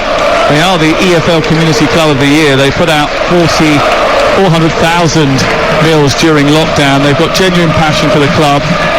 They put £1 million in it to keep it going when it was being run behind closed doors, and they are going to get their reward in 30 minutes time if they concentrate. Let's go down to the touchline and get the views of our TalkSport reporter, Ian Abrahams. Not boiling hot down here, but hot enough, as you say, for them to take on fluids. And Port Vale, I think, as you rightly say, the message from Darryl Clark there was just keep it going. Interesting if I could just ask Chris Iwalumu, Sutton United, who just missed out in the playoffs, or Mansfield, who look like they're going to lose in the final. Who would you rather be at next season, Chris? Thanks, Moose. 2-0 to Port Vale. Well, I mean, Moose could have just told the best joke in the world, but because of the noise of the Mansfield fans and the Port Vale fans, we wouldn't have been able to laugh or tell you what it was about. But certainly Mansfield need a rescue act from somewhere. And Lapsley tries to send it on down the right. There's no chance that Oates is going to get there. There's a collision between him and Nathan Smith, who's just gone past 300 appearances for the club, another local lad, and it's cleared away by Port Vale. You're listening to TalkSport 2.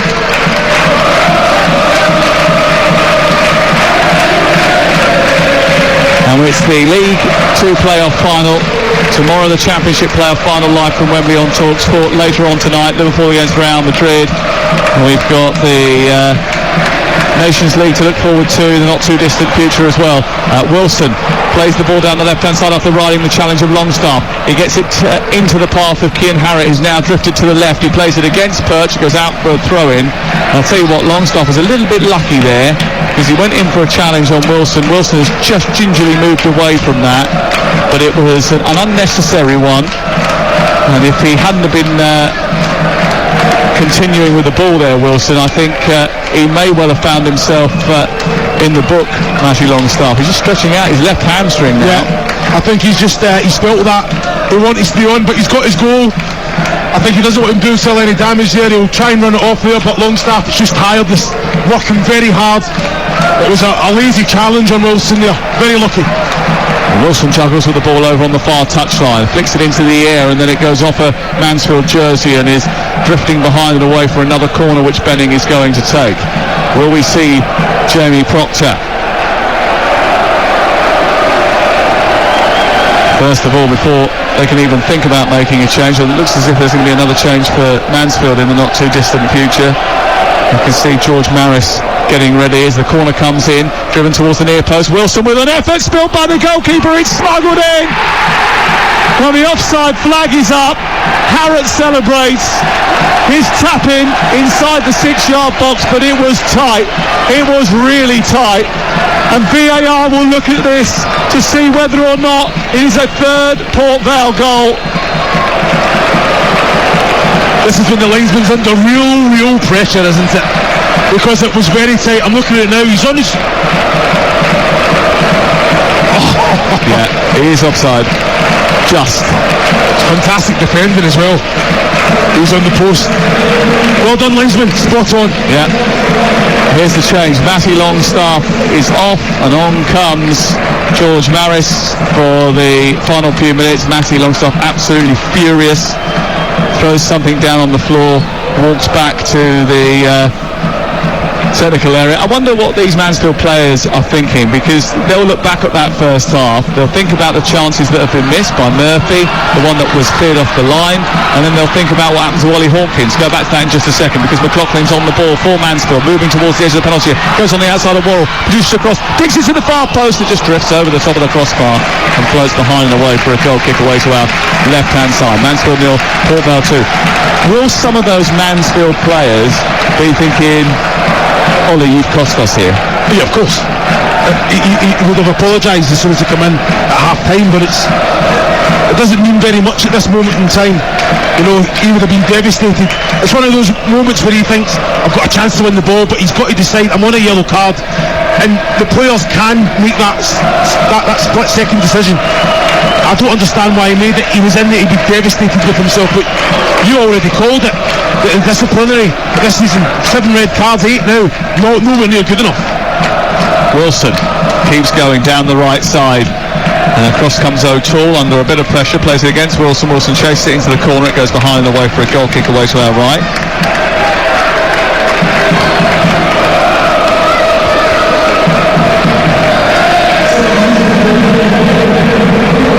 Another change, and Jake Taylor coming off to be replaced by Harry Charsley, Irishman, who was actually knocking on the door to get selected from the start today, signed from Mansfield in January. It's a close call between him and Jake Taylor. Hard working, energetic, scored a really important goal earlier in the season against Salford, and he goes into that midfield area now, maybe just ahead of Garrity, and Garrity might drop back into a more conventional position, or a number 8 position. Yeah, no, spot on. Garrity again, who played that number 10 role ever so well. But he comes on, like you say, hard working, good link up play as well, always on option, and he works very hard without the ball, just like for like. Harrott nodding the ball down to Pett, and tries to intelligently use the ball by poking it down the left, looking for the run of Charsley. Charsley didn't get there, and it was held back by O'Toole to his goalkeeper, who hits it long. It's away by Smith, and then out towards the near touchline. There's a bundle involving McLaughlin and Pett in the middle of the park. The ball deflects off the Mansfield man, and it's going to be a Port Vale throw. 23 minutes to go, and it's one of those situations now where not much is going to happen in the game if Port Vale have got anything to do with it. They're just going to sit here, and they are going to try and take as much time as possible, not expend too much energy, manage the game, and try and tire Mansfield out. Just keep hold of the ball, not invite any pressure at all. They're just going to try and kill the match. That's it. Just keep possession of the ball. When it's blatantly on, they'll throw bodies forward like that. That's a poor ball, isn't it? Harrott did really well to hold the ball up playing Charsley. Charsley had some space on the right side for Worrell to run into, and then just played the ball into the channel, which was misdirected. It's got to be into Worrell's feet there, isn't it? And then get round the outside of him. But like you said, it's just that professionalism now. Keep possession of the ball. They don't have to score again to obviously win the game. Just make sure they don't concede, no individual errors. Everyone's switched on defensively, they've got their positions, and they're managing the game very well. Look at this now, just slowing it down. Come on in, you're sucking Mansfield out, and then when it's on to play, in behind the quality. Benning down the left, played in by Hall. Runs up towards the edge of the penalty area. Bowery stops him from going anywhere. Bowery, who actually is in the market for a ticket to tomorrow's game. He's a big Nottingham Forest supporter and he can't get a ticket, he said. He's been trying for love nor money, can't get hold of one. So if anyone's got a spare, let him know. He needs something to cheer him up, I think. Here is Perch on the left side for Mansfield, up into the feet of Rhys Oates. On the halfway line, Stephen Quinn into Oates again, trying to turn under pressure. He gets the ball pinched. He wants a foul, he's not going to get it. Wilson brings the ball into Harrott. Harrott plays it to the left. Benning's on the run. He's got Charsley waiting in the centre. Charsley's got hold of it. Charsley to finish it. Scores, but offside flag went up again. And I've got to admit, as soon as that ball was played forward, I thought this is an offside flag waiting to happen. And again, as the ball was played through to him, he certainly was at least a yard offside, I think. Well, I think it's Perch that's with him, and he just stops his run and allows Charsley to go into that offside position. It's a great break again. Benning, fantastic running down that left hand side. What we've seen all day from him. But he keeps going. Yeah, he's looking across the line. I don't know why. If anything, you basically you back up, you angle your run so you've got it all in front of you, but you're giving yourself so you don't have to take a touch. You're coming on, but you know that you're on side by just backing up and seeing the full picture in front of you there. Yeah, it was a bit naive, that, wasn't it? It had the sort of hallmarks of someone who's only just really come into the game. Just a little bit early from Harry Charsley. He could have finished it. It just timed his run a little bit better. Lapsley trying to get away from the challenge of Gibbons. Gibbons is penalised. The free kick is given. The Mansfield fans say that that's a rare commodity in this second half. Look at that, Gibbons and Garrity having a proper go at each other because of the challenge. Garrity's saying, I've called it, I want to go and make the challenge. On Lapsley there. Here they come down the right. Oates has peeled out to that right hand side for Mansfield. From the quick free kick, across goes Benning, gets the better of him. Ball goes out of play, it's away for a Mansfield throw.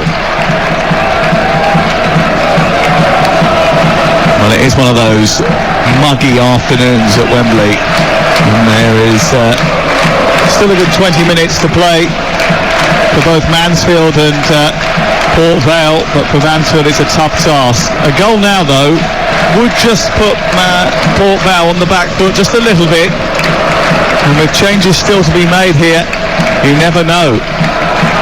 Maybe it might just give them hope, a bit of a chance.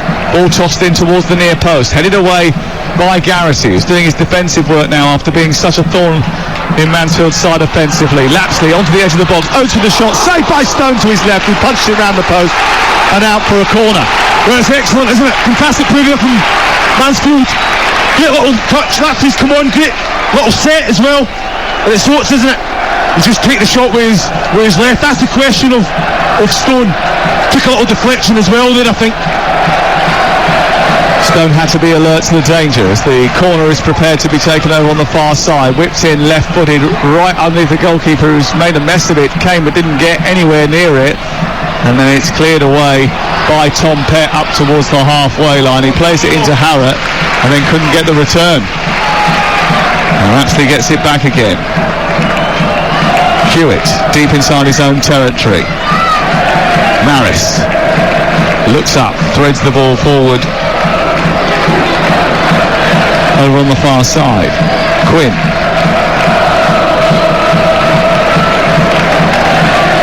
Maris again. Now Bowery, who's dropped back into almost right wing back position there. Hasn't had much of the ball at all, Jordan Bowery.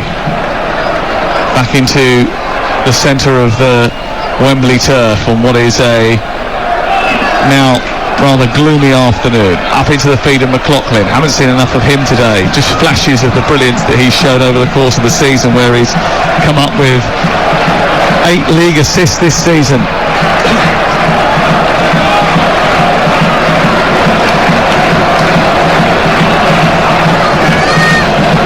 Maris in centre field again.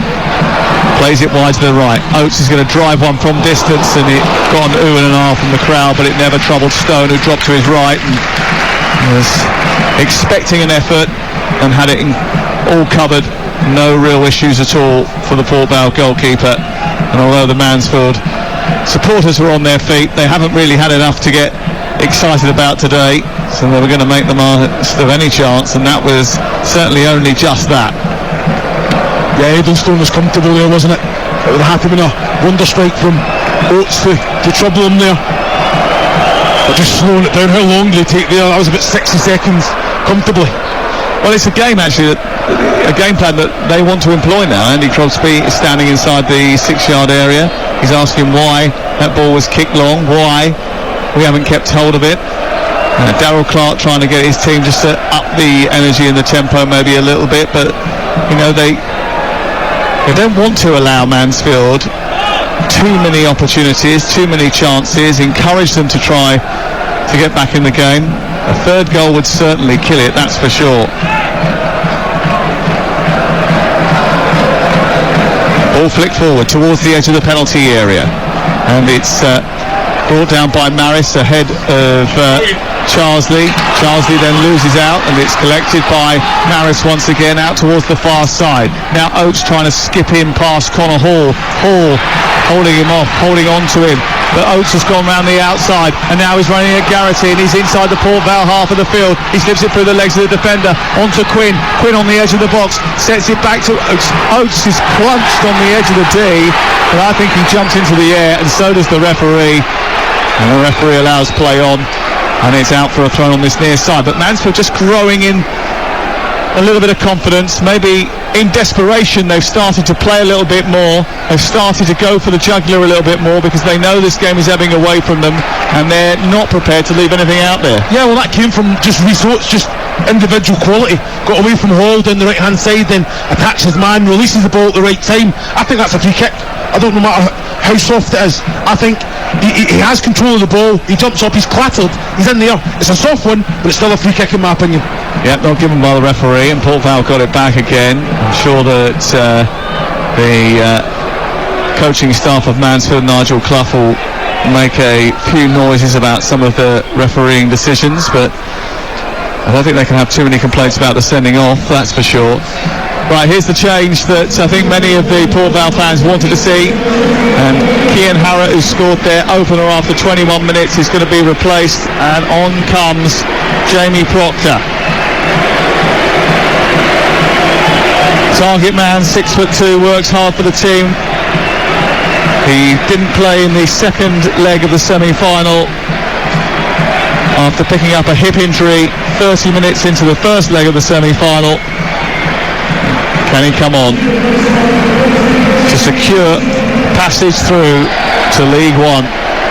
Harrott's got to be credited with the work he's done, Chris. Oh, 100%, he's been excellent, hasn't he? You know, I think very evident the relationship that he's got with the front three, Garrity and Wilson, been outstanding. The way that they've linked up, interchanged, moved and created chances, and both, like you say, got goals as well. But Proctor coming on, it's just a different dynamic altogether. You know, a physicality, a presence. Deal with that, Mansfield. Chin up. Well, he's gone right up top now, so he's got him and Wilson right up there to try and wrestle with. And of course, yeah, John Joe O'Toole and James Perch, they ain't central defenders really, are they? Let's be honest about it. Perch is a right back really more than anything else, and O'Toole, he's done the job as a centre half, especially since Hawkins has gone off, but he's not a regular centre half. There's certainly not a regular centre half pairing, that's for sure. Yeah, well, he knows exactly, John Joe O'Toole will know exactly what to expect from Proctor as well. Bowery down the right hand side for Mansfield, delivers a cross, takes a deflection, goes behind, out for another corner to Mansfield. These are the moments, Sam, you know, these corner kicks, the big boy, he'd be taking the gamble now to try and just upset Port Vale, you know, put someone else up. I wouldn't say the keeper coming up, but I'm just saying, why not? You know, you've got to throw everything at it now. Try and upset them in those defensive positions, because it's not been good enough quality from these corners. Going to be Lucas Akins who they throw it next. In towards the near post, the ball comes from the corner. It's flicked away on the edge of the 6-yard area by Garrity, out towards the right hand side. There's a foul by Lapsley, which gives free kick to Port Vale, and Akins now going to come on for Mansfield. Not a free kick, nothing in it whatsoever. Are you saying that the referees are making cheap decisions here? I thought it was poor. I thought it was a poor decision. Look, you just look at the body language. A Lapsley there wasn't another great corner, but you look at the monitor and you tell me if there's any contact here. Let's just say it's soft. Lucas Aikins coming on, and off comes Stephen Quinn. See, I think this decision should have been made about 10-15 minutes ago. Aikins just a little bit more attacking. He'll go up, another presence as well. He can run with the ball. He can commit players by taking players on. Well, he's 33 years of age now. You'll remember him from his time at Burton, where he was the record appearance maker, the record league goal scorer. And they've just reconfigured slightly how they're going to approach it. I think Barry's going to play on the left now, with Oates going out to the right, and Aikins will go through the middle. Barry's given the ball away cheaply. Aikins is fighting for it to win it back, and his big gangly frame gives the ball away initially, then Perch wins it back. It's forward by O'Toole up towards the halfway line. Smith with a header forward. Now it's chested down by Proctor, who takes it down brilliantly, holds on to it well, sends it to Wilson. Wilson for Port Vale. On the right side is Worrell. Worrell chips it down the touchline. Wilson is going to chase, and he was never going to get there. And Perch sees it out, and it's away for a goal kick to Mansfield Town. 10 minutes before the end of the play-off final, live on TalkSport 2. Mansfield 0, Port Vale 2. If you've just joined us, goals from Cian Harrett and James Wilson have put Port Vale on the brink of play-off victory and promotion to League 1. Mansfield not helped by the sending off after 35 minutes of their centre-half Ollie Hawkins. And if Mansfield are going to get back into this game, Chris, they've got to throw absolutely everything at it. They've got to go direct. They've got to make sure that they try and unsettle this Port Vale team. Something that they haven't done enough. They haven't taken advantage of the fact that Aidan Stone actually had a few wobbles in that first 45 minutes. Yeah, they've not asked him any questions at all this second half. You know, shots from distance that he was comfortable. He knew exactly where his goal was, and that would have been one of the things that Nigel Clough would have said to his players. You know, there's a few cracks there. Go out, ask some questions, and see what he's made of, because you called it, didn't you? The goalkeeping coach Cullen all the way in at half time just say, you know, stay positive, do the basics. That's what it is. We're 2-0 up. You don't need to do anything out of the ordinary. Yeah, and Mansfield don't get to Wembley every year. It's something that Nigel Clough mentioned yesterday before the press. He said that we had 90 minutes to try and tick off the boxes of promotion and winning at Wembley, but we're only coming here to win. It will be a good day if we get a result. We aren't going there for anything else. Well, it isn't going to be a good day for Mansfield. It's going to be a great one for Port Vale. Here's Proctor turning the ball round the corner, and running down that right hand side was Gibbons, but he knew it took a deflection, so there was no need to keep it in on this near touchline. Bounced out of play and went out for a throw. Well, Proctor again, isn't it? Just comes on, knows exactly what's around him, takes the ball down, keeps hold of it, and there, just a little one, reverse round the corner to Gibbons. Frustrating for Mansfield, but they have to put more pressure on him. Forced the error. Barry's got it back to his goalkeeper, who's under immediate pressure from two white shirts. He's managed to get it clear, but only as far as Proctor is on the edge of the penalty area. Tom Pett has gone in with a challenge on Barry. The ball is, or McLaughlin, sorry, the ball's gone out of play on this near side, and it's away for a throw-in. And they're going up into League 1 by the looks of it. And they've had some close calls since 2017, Port Vale. They have struggled to stay in the league at times, but now they're gunning for promotion unless Mansfield can complete a turnaround. Oates to the edge of the penalty area. Bowery takes it over, but it's cleared away by Gibbons. It runs loose on the edge of the box. Oates can't get it under control. Aikins is fighting for it, doesn't quite get hold of it. Wilson does brilliantly, great touch, and takes it away. Super feet, skates to halfway, draws the challenge from Aikins and wins the free kick, which takes the pressure off. 83 on the clock now, 2-0 Port Vale. Well, that's Wilson. He gave the ball away, so what does he do? He tracks back, he gets his runner, gets a little bit lucky that the ball comes back to him there, but fantastic bit of quality. He's got 2-3 players in front of him, gets by them all, and then just invites that challenge from Aikins on the halfway line. Excellent play.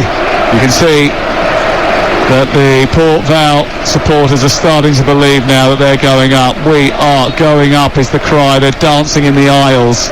They had a golden period in the 80s and the 90s. Robbie Earle was in their team. John Rudge, who's now the club president, was the gaffer. They spent most of the 90s in the Championship. Last 20 years probably in the bottom two divisions, but they will say they should always be higher than the fourth tier. Well, they're going back to the third now. And they are going to enjoy every minute of it. Ball cleared out from the left fullback position by Perch. Mansfield put it out on the near side. You're listening to Mansfield 0, Port Vale 2 in the EFL League 2 Play-off final, live on TalkSport 2 with McDonald's Fun Football. Search McDonald's Fun Football to find out more. 37,303 is the number of attendees today. Around about 16,000 each from the two clubs. And well done to both of them for selling as many tickets as they did. Ball out of play, down by the corner flag. Mansfield milking every moment now, trying to get back into the game. They want to be able to get hold of the ball, but Port Vale are keeping hold of it. They go down to the byline with a cross towards the far post. Benny with an effort and scores on the volley. A promotion clinching goal. Port Vale lead by 3-0. Now Benning with a blistering effort from a right wing cross which sailed over everyone's head. He stole in at the far post, cracked it first time into the corner, and there's going to be no stag party at Wembley. It's a whiter shade of Vale that will prevail. It's Mansfield 0, Port Vale 3. What a goal. What a goal from Mark Benning there. The distance that he had to run just to make it. Royal, great little bit of skill. I thought the ball was going out. He made it, he kept it in. Fantastic energy, quality to put it in, high cross. Mal Benning, he had to run about 20 yards just to make the bottom of it. Outstanding. It was the way he celebrated which almost underscored just how good that goal was. He hit it on the volley, left-footed, straight through the goalkeeper and in, after making up 20 yards to get on the end of a cross which looped through the box. It went straight in and bulged the net in front of the Port Vale fans, and he stood there with his hands on his hips. He looked, he surveyed, he knew he had sealed promotion with his third goal of the season. It was excellent. He's been outstanding, energy back to front, defensively the second half. But just to be alive to it, and it's one of those that he reacted to it. He's seen the cross coming, he's thinking, can I make it? He broke his neck, full pelt. Hit it, he had to actually slide along the ground, hit it on the volley still. I still think Nathan Bishop should have done better with it.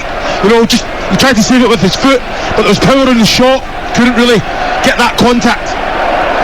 Darryl Clark getting animated on the touchline. He knows how big this is for Port Vale. He made 174 appearances for Mansfield. He was born in Mansfield, but he was there for longer than anybody else that he played for. But he's very much a valiant now, and he's going to take them back to the third tier of English football. Appointed in February 2021, he guided the club to safety last season. He's now led the club to within 3.5 minutes of a return to League 1 after a 5-year exile. He's had his personal problems. It's going to be massive for him. He's sitting now on an advertising board down in front of us with his hands in his head, just trying to collect his thoughts, just trying to keep himself calm, really. Andy Crosby moves out to the edge of the technical area just to guide him through the last few minutes. But he is incredibly emotional on the touchline. His head is bowed, his chin is on his chest, he's trying to take it all in. A family bereavement which took him away from the club for a long part of the season. Wounds that won't heal, but ultimately a day that will go some way to making him feel as if there is still a bright future. Port Vale lead by 3-0 with 2 minutes to go. Propped up, bullies McLaughlin. It's away from deep by Gibbons, picked up by Perch for Mansfield. Infield from the left side of the centre circle onto Hewitt. Hewitt plays it infield, and then it's thrust forward towards the edge of the box, and Connor Hall is urging his team to get forward, get up the pitch. Port Vale minutes away from their first promotion. They haven't celebrated a promotion since 2013. Mansfield, whose playoff heartache is going to continue, come down the left with Bowery. Pett manages to get there, jumps in. He's been brilliant in that midfield area, Pett, today, winning everything, causing problems. Him and Jake Taylor were excellent, especially in that first half. And it was going to be a 10th consecutive League 2 season for Mansfield, who had designs on promotion under Steve Evans, didn't work out. They had designs under Nigel Clough of the same thing, but they had a terrible start to the season. Actually, they would have probably been promoted automatically if they hadn't had gone 14 games at the beginning of the campaign without a victory. They recovered from that. They got themselves into the playoff positions, but it's just been a bit too much for them today. Not helped by the first half sending off of Ollie Hawkins, that's for sure. But it will be another failure in the playoffs. And you just wonder what the future will hold. James Wilson just stalking around on the edge of the D as the ball goes out of play again. There hasn't been much football played over the course of the last 5 minutes or so. And Wilson plays the ball forward. He's just been named as the man of the match. He played it against the defender, wanting a handball. Referee said no. O'Toole didn't handle it, and we continue. Jared Gillett allowing things to move forward. Goes up towards the left-hand side. Charsley can't bring it down. It goes out of play. There'll be 3 minutes of added time, Chris. Well, you see man of the match to James Wilson. That could have went to a few of the Port Vale side, I feel. I feel that they've came and they've delivered some outstanding performances, individually and collectively. But, like you say, he's got the goal. Some of his link-up play, his movement, vital part to that trio, Garrity and Harrett and Wilson.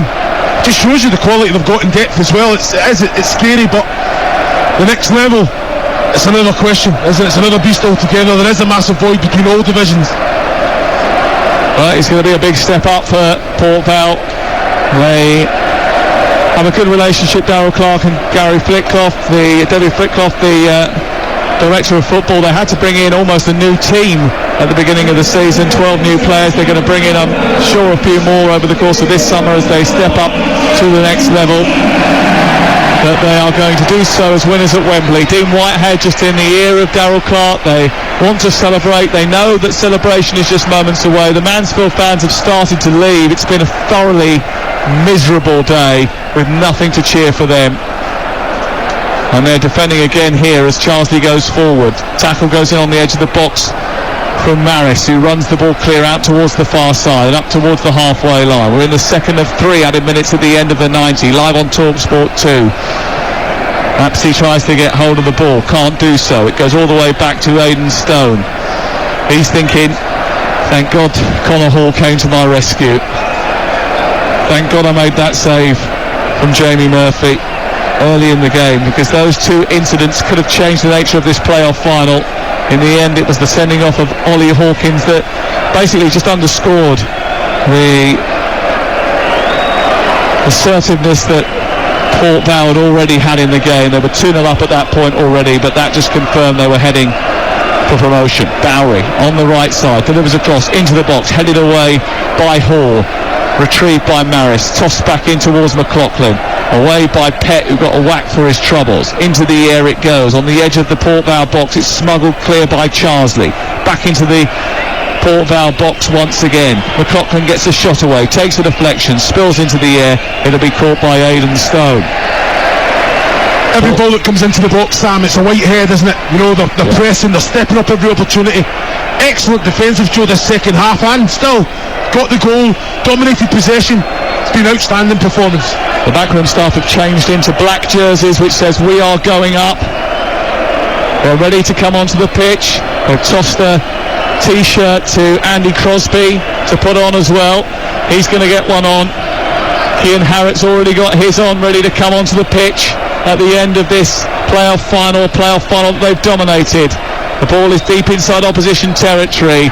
There's the full-time whistle. There go the Port Vale celebrations. Darryl Clark from Mansfield, who played for Mansfield, has just led Port Vale to promotion back to League 1 for the first time in 5 years against Mansfield. A little bit of fate, possibly, but this was a victory built on a season of work at a club that has been bound together with its community, and 17,000 of them will celebrate their first ever win at the new Wembley. They missed out on automatic promotion by just 2 points, but they haven't missed out in the playoffs. They have stepped up thanks to James Wilson, Cian Harrott and Mal Benning, a man who used to be called Sir Mal when he was at Mansfield, but he scored the 3rd goal of what was a comprehensive victory against them here at Wembley, and as a result Port Vale will be heading into the 3rd tier for the first time since 2017. It's finished at Wembley, Mansfield 0, Port Vale 3.